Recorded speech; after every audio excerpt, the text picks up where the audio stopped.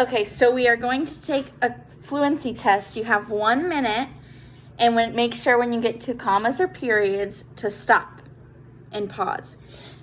Okay. So you're going to read as many as you can. All right. Go. Most farmers dislike groundhogs because groundhogs have only one purpose in life: to dig.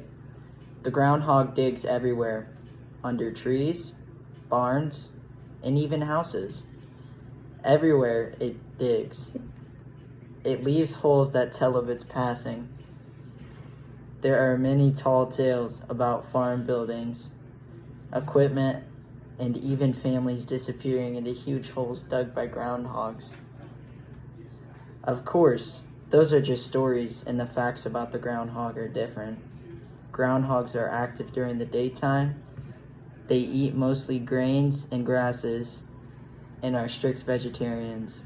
They can be found in many parts of the United States and throughout Canada. You can sometimes see one sitting erect on a mound of earth outside the entrance to its burrow. The groundhog is one of the few mammals who is a true hibernator. Stop. Good job. Thank you. Okay, now we are going to go on to the second passage.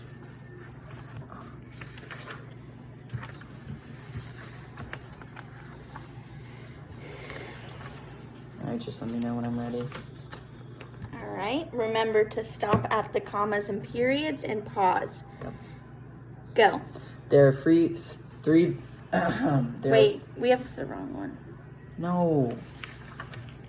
Do I need to restart my video? Okay. I'm not.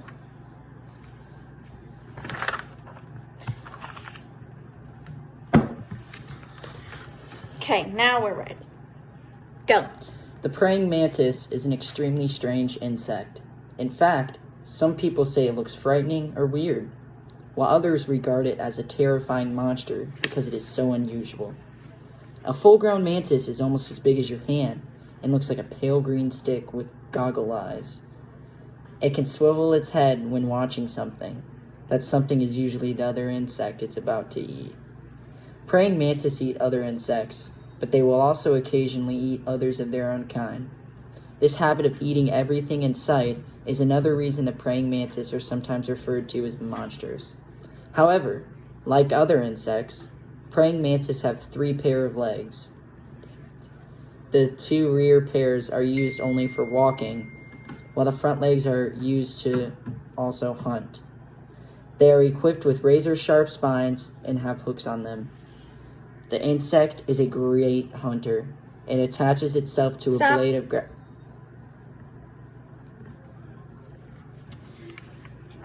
Good job. Okay, now we are going on to the last one. You have 1 minute.